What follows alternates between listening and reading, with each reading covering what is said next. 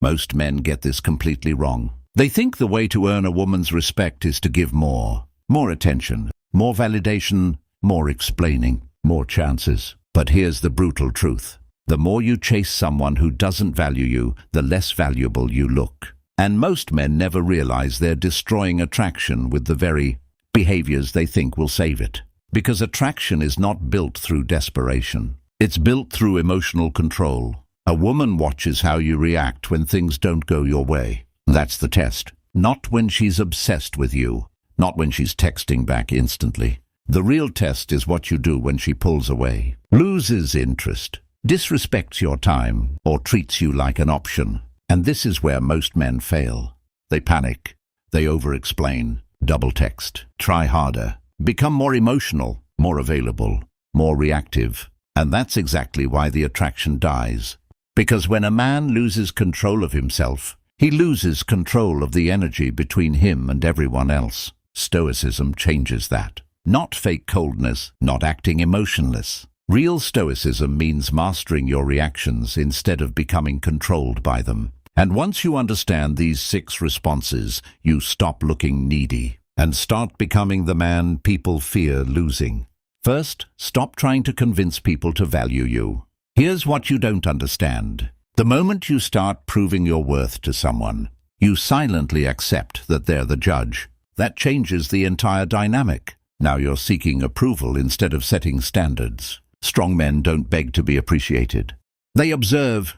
They notice effort. They notice respect. And when it's missing, they adjust accordingly. Quietly, most men think Stoicism means enduring disrespect forever. Wrong. A Stoic man doesn't chase validation. He simply withdraws access. That's power. Because nothing confuses people more than a man who can walk away without drama. No yelling, no emotional speech, no revenge, just absence. And suddenly, the same attention they ignored becomes valuable because it's no longer guaranteed. Scarcity creates awareness. Neediness destroys it. Second, stop reacting emotionally to mixed signals. A man who controls his tongue controls his image.